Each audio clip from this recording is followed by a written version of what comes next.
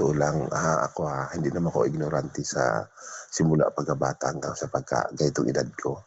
Marami kasi ako nasaksihan din na, ang babae, yun ang power sa lalaki sa mag-aasawa, eh. May nakita ko na gano'n, eh.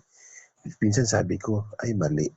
Kasi 'di ba, ang pangit tingnan, yung tinatawag na, takusa, Mm, mm. 'di ba? Kasi nasa sa Quran namin na nakalagay Oo, na, ikaw babae magpasakop ka sa sa lalaki. lalaki. Yes, Ikaw oo. lalaki mahalin mo ng lubusan ang iyong asawa at pangalagaan ang inyong relasyon na magiging matibay.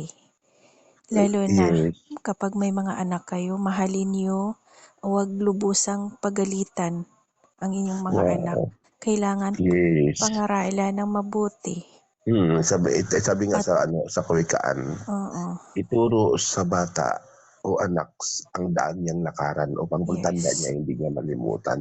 Kasi kung ito, step by step, ang lalaki ang namumuno sa babae. Ang namumuno naman sa lalaki si Kristo. Ang Mm, namumuno si Kristo, yun yung Ama, mm, yung makapangyarihan sa lahat.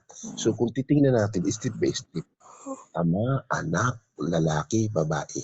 Hindi pwede babae, lalaki, baliktad, 'di ba? Ang ganda. Mm. Ang gandang Kaya katuruan. maganda yung gano'n na ang magulang kailangan nandiyan nagmumula ang magandang, ah, Halimbawa, halimbawa, halimbawa, yeah. at turuan magdasal Ang bata, araw-araw ang oo. mga Mm. anak dahil At saka ang Panginoon nandiyan. mm.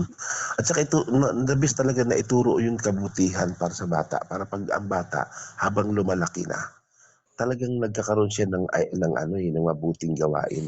Hindi katulad sa iba na ang mga bata pabayaan lang hanggang nagiging masama, 'di ba? Yes, ang una talagang magandang ituro sa bata, sa mga anak, ang pagdasal, Pagdasal, ang yun. pagrespeto, Pagpakilala, pagmamahal, oo, mm, pagkilala sa Panginoon na may pagkilala ng Panginoon. Panginoon. Yan lagi Mm. lagi ang ituturo, 'di ba? Maganda yung gano'n na ang magulang ang naging Nagga-guide, magandang oo, halimbawa na halimbawa, oo. mahalin ang Panginoon, huwag kalimutan, Yes. magpasalamat kahit konting Kasi blessing, pasalamat, 'di ba? yes, kasi wala namang ibang magandang ibigay o ituro sa mga bata kundi iyan, eh. Kasi kung ituturo yung karangyaan, ang karangyaan mawawala at iiwan lang din yan, eh. Lahat naman tayo may katapusan, eh.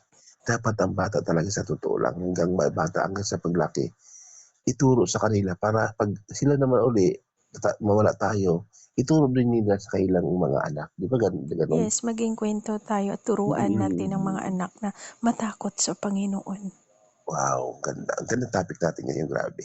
Napakaganda dahil kung may nakikinig man sa atin ngayon, ma Mm, maging aral din may nila, natutunan. Mm. matutunan, Sa 'di ba? maliit na paraan, sa maliit na bagay Mm. tayo sa na maging kasangkapan na sa maliit na bagay at may natutunan. Yes, tayo ay Ipagpasalamat pa natin sa kasangkapan Panginoon. lamang na nagtuturo Mm, na mayroon man tayong kaalaman na mm. ibahagi sa kanila. So, Baga magandang bagaman ma halimbawa.